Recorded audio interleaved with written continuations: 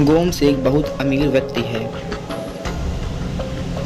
वह एक कार दुर्घटना से बच गया, लेकिन दुर्भाग्य से अपनी याददाश्त खो बैठा। जब वह दुर्घटना से उठा तो दो लड़कियों ने उसकी बेटी होने का उससे दावा किया, लेकिन गोम्स की केवल एक बेटी है। क्या आप पहचान सकते हैं कि असली बेटी कौन है? ऑप्शन ए या फिर बी?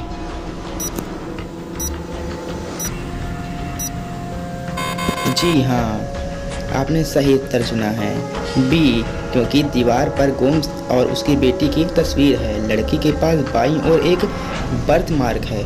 गर्ल बी में ही असली ही उसकी बेटी है। चलिए अब चलते हैं दूसरी पहेली की ओर।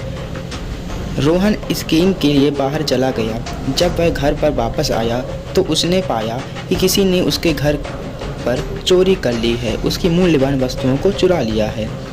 जासूस मेहुल को घर के बाहर चोर के फुटप्रिंट मिले। उन्होंने रोहन के रिश्तेदारों पर संदेह किया और उनसे पूछताछ शुरू की। रोहन के चाचा ने कहा, मेरी चोटों के कारण मैं एक व्हील चेयर का उपयोग करता हूँ। मैं नहीं चल सकता, मैं कैसे चोरी कर सकता हूँ? आप ही बोलिए, जब मैं चल नहीं सकता तो कैसे करूँगा? उनकी बहन ने कहा, मैं उस दिन अपने घर पर था, मुझे कुछ नहीं पता। उनकी चाची ने कहा, मैं उस दिन क्रिसमस की पूर्व संध्या के लिए अपने घर को सजा रही थी। क्या आप बता सकते हैं कि चोरी किसने की है? ऑप्शन ए चाचा, ऑप्शन बी बहन या ऑप्शन सी चाची?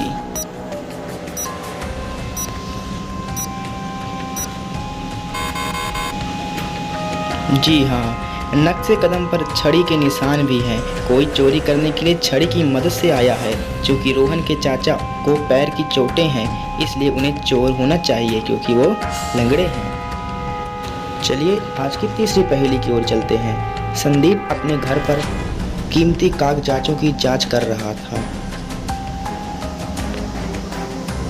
अगले दिन संदीप की नौकरानी ने उसे मृत पाया। वह सिर पर उसे किसी ने जोर से मारा था, इसे कारण वह मर गया था।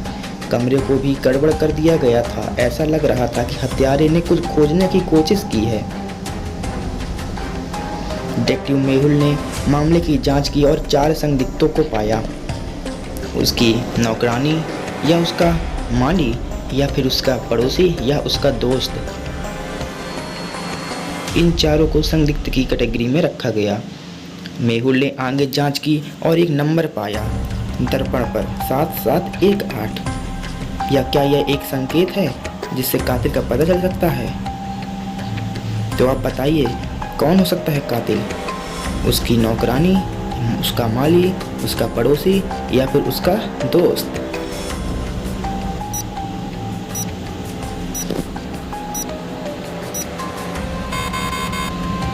जी हाँ, आपने बिल्कुल सही सोचा है। यदि आप दर्पण में कागज पर लिखे गए नंबरों को देखते हैं तो आप उस पर लिखे गए बिल को देखेंगे, जो कि संदीप के मरने से पहले हत्यारे का नाम लिखा है, जो कि बिल है।